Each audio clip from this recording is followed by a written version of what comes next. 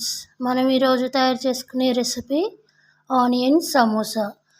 ఆనియన్స్ని కొద్దిగా ఆయిల్లో వేయించి ఉప్పు, కారము, ధనియాల పొడి, కొద్దిగా మసాలా యాడ్ చేశాను.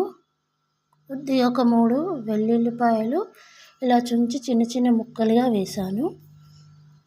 ఇప్పుడు చపాతీని ఇలా చేసిన తర్వాత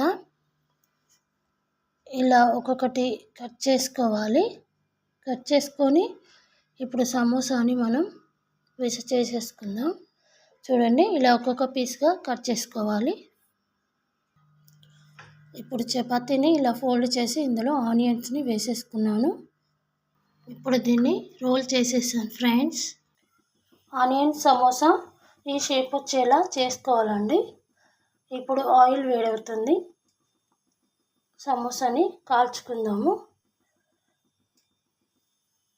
ఆయిల్ వేడైంది ఫ్రెండ్స్, ఇందులో వేసేస్తున్నాను. ఇలా అన్ని సమోసాలని వేసేసుకున్నాను ఫ్రెండ్స్. ఇప్పుడు వీటిని ఎర్రగా కాలే వరకు కాల్చుకోవాలి.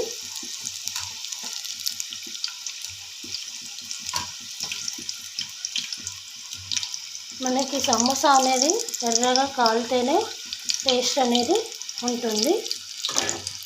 చూడండి, ఇలా ఆనియన్ సమోసా ఇంట్లోనే చేసుకోండి.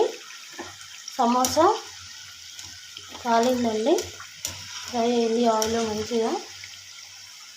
ఇలా చేసుకుంటే ఇంట్లో చాలా టేస్టీగా ఉంటుందండి.